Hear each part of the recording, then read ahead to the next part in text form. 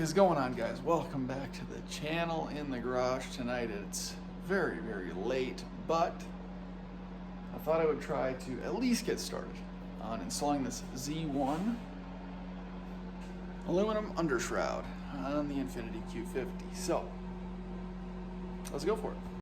All right, car's up and on stands. Let's take this thing out.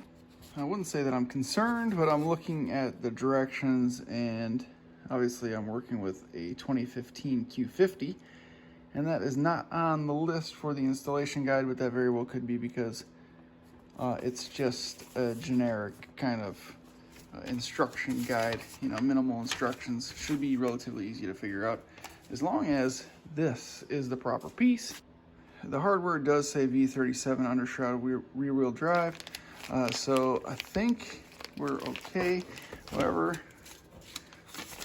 you know, I'm just trying to, for the one time I look at the instructions to install something, I'm looking on here, parts included, panel A, B, C, bolts, lock washers, nylon spacers, no nylon spacers, U-clips, yes, rivet nuts, rivet nut tool, push lock washers, negative. So this is what we're dealing with for the hardware. I'm hoping we don't need the nylon spacers. I mean, if we do, they're easy enough to get. I can just, you know, go to Lowe's and grab something that'll work as a spacer. I don't think I have anything in my, I don't think I do, but you never know. I'm not super concerned about it, but I guess first thing I'm gonna do is just take this stupid undershroud off, the plastic one, and then we'll pull this one out and take a look at what we're dealing with. Absolutely annoying. Oh God, good riddance.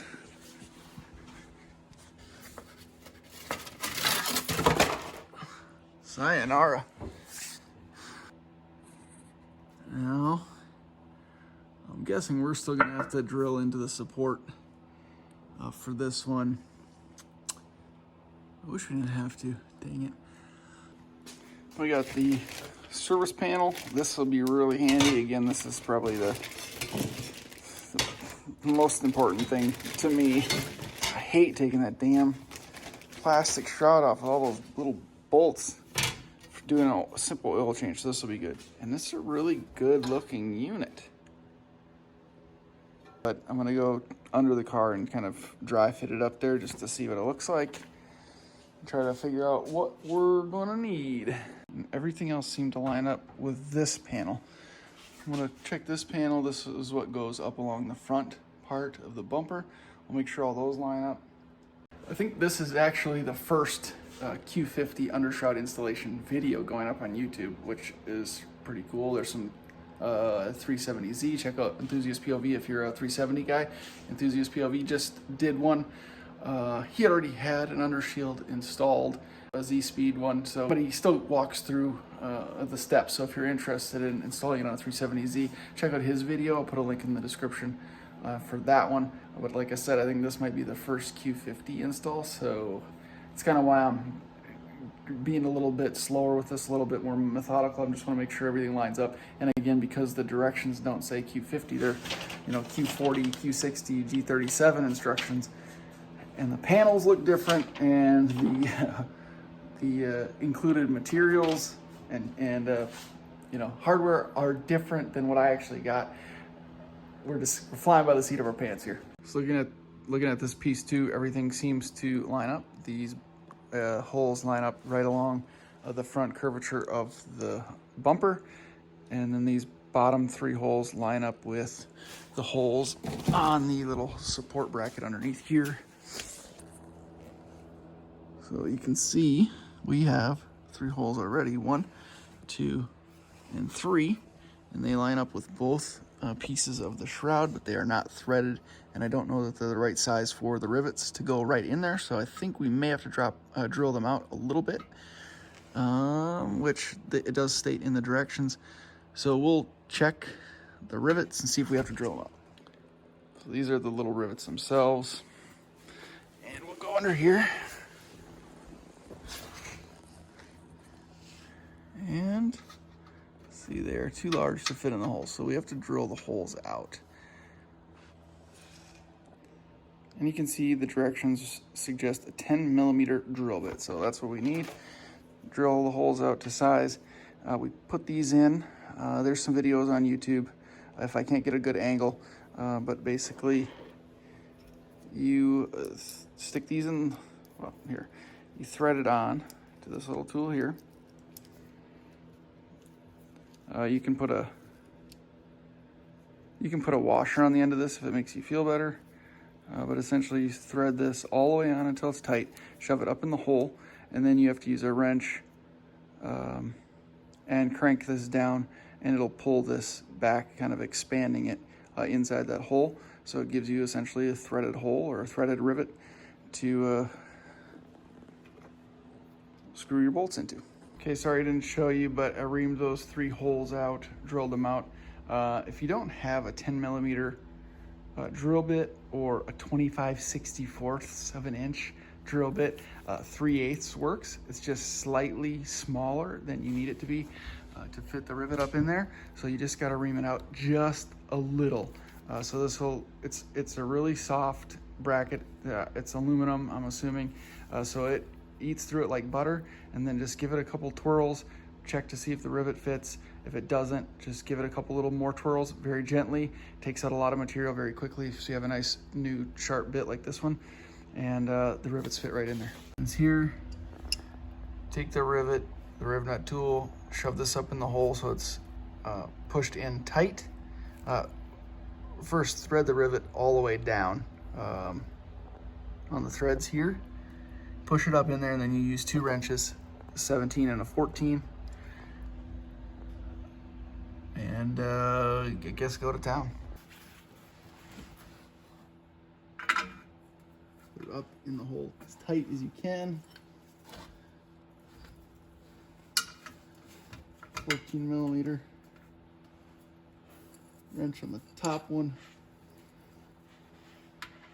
17 on the bottom. And with the 17, try to hold it up with your thumb so you can get it started, so you can keep the pressure on it, and you do it clockwise until it gets started.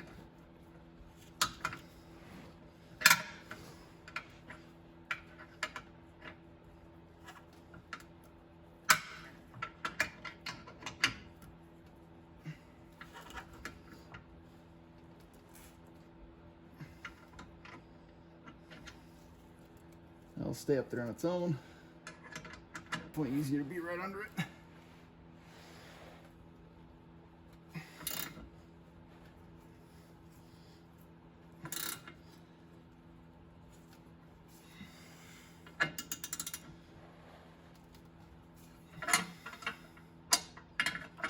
Yeah, you can feel when it's tight, then you just back it off a little.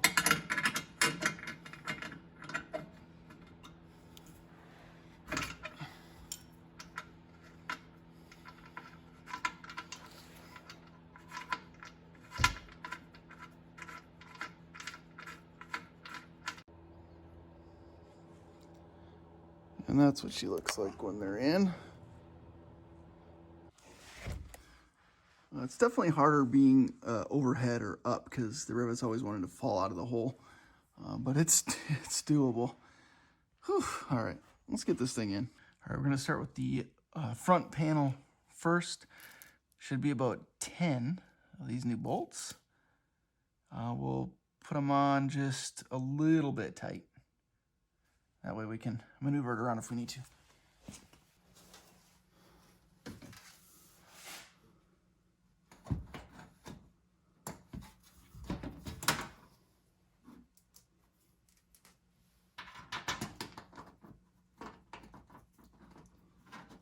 I didn't replace the clips. These are in decent shape. Seemed like additional busy work, so it wasn't necessary.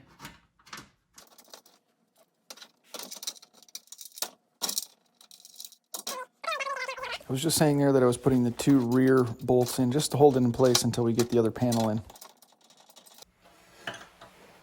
So that's obviously going to overlap like this.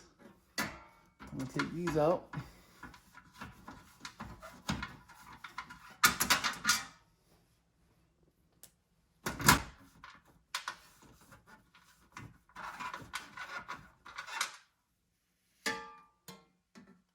I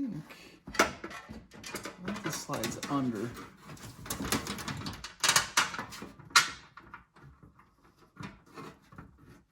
If it's not, that's how I'm doing it.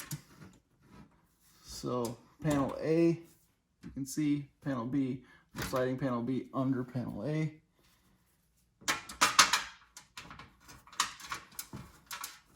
Oh, we're gonna get it tight.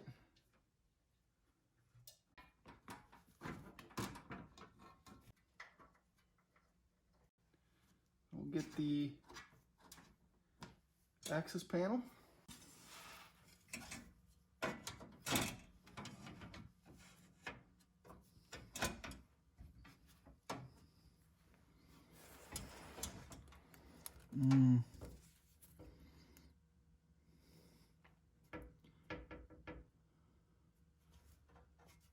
It's the only thing that doesn't work.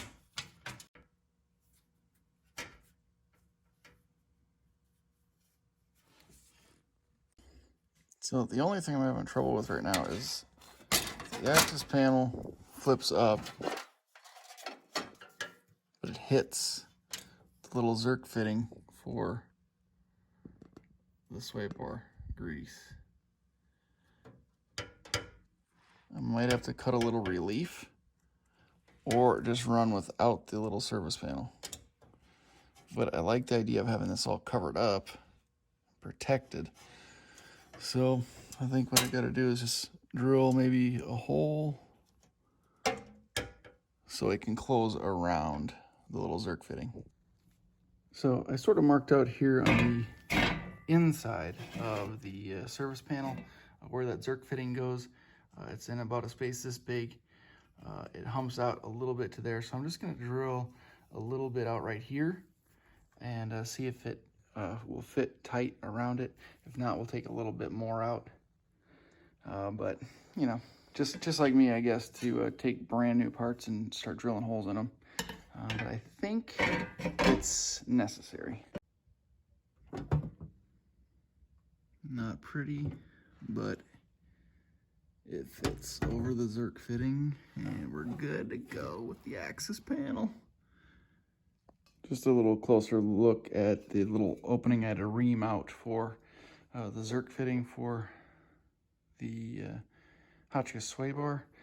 Not a big deal. Kind of blows that we had to open up the brand new little panel, but you know, I could have done a cleaner job, but it's not terrible for what it is. And there it is, guys. Z1 undershroud for the Infiniti Q50 rear wheel drive. As far as I know, there will be the all-wheel drive version coming out here shortly. But this is a good little upgrade for the car. It really doesn't decrease our clearance at all. Not on this model anyway. Everything sits really flush. And all the worries I had at the beginning were unfounded. No need for the nylon spacers. Only had to drill out 3 small holes and do, insert the nut rivets, which wasn't a big deal. That probably is the most time-consuming part, aside from reaming out a hole to clearance the Zerk fitting there to grease the Hotchkiss sway bar. Again, no big deal. You really can't tell. You can take your time and really, make that a nice hole. And if you had if I had a small round file or something, I could have just cleaned that up and made it look factory. But not a big deal. I'll clean it up at one point. But this looks really nice. It'll protect the undercarriage a bit better than that piece of crap plastic shroud. Also has some openings and some vents here in this B panel portion to help airflow through it and keep the engine a bit cooler. But the best part of it all is this small service panel for oil changes. I will say that the only complaint I have about it, and now I have it closed up, is that right here is where the drain plug is for the oil, and it is recessed just slightly past the edge of the panel, which won't be a problem when it's draining out fast. But I have a feeling when the oil starts to drip, it's going to hit the edge of the panel and make a mess on the underside of it. I hope not. We'll keep an eye on it, try to keep everything clean. But I feel like this panel should have been cut back probably about this far. Another maybe ½ an inch, and that would have clearanced the drain plug, perfectly, 100%. It wouldn't have been an issue, but and it might not be now. We'll see when the first oil change with this panel happens here in the next few weeks or so. And if it's not an issue, obviously I'll give you an update on that. If it is, we'll send our comments to our friends at Z1 and see if maybe the next round of these shrouds can be modified. But until then, we're going to assume everything works out just fine. Panel looks great. A relatively easy install. Without filming and messing around, it probably would take an hour. If you have to mess around with this, extra 15, 20 minutes, hour to hour and a half. Really, really simple installation. I hope the installation was relatively easy to follow. The directions that I had were not for the Q50 specifically. I wasn't totally sure if we had all the parts we needed, and no one else has installed this and made a video about it. So I know other Q50s have installed it already, but no one had, put installation instructions or a how-to video. So this was sort of the first one. We were flying by the seat of our pants here, which wasn't a big deal. We got it done, but I may not have filmed every single little step, although it's very simple, and I think by this video you'll be able to accomplish it yourself. If you do have any questions, please leave them in the comment section. I'll definitely help you out as best as I can.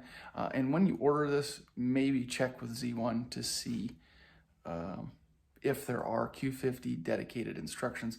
I have a feeling the wrong booklet may have been tossed in with this box, which not a big deal. Like I said, easy installation, not mad about it. But if this isn't something you're like 100% comfortable with, I would definitely just reach out to Z1. They're good people to work with, and they'll get you set up. I'm positive.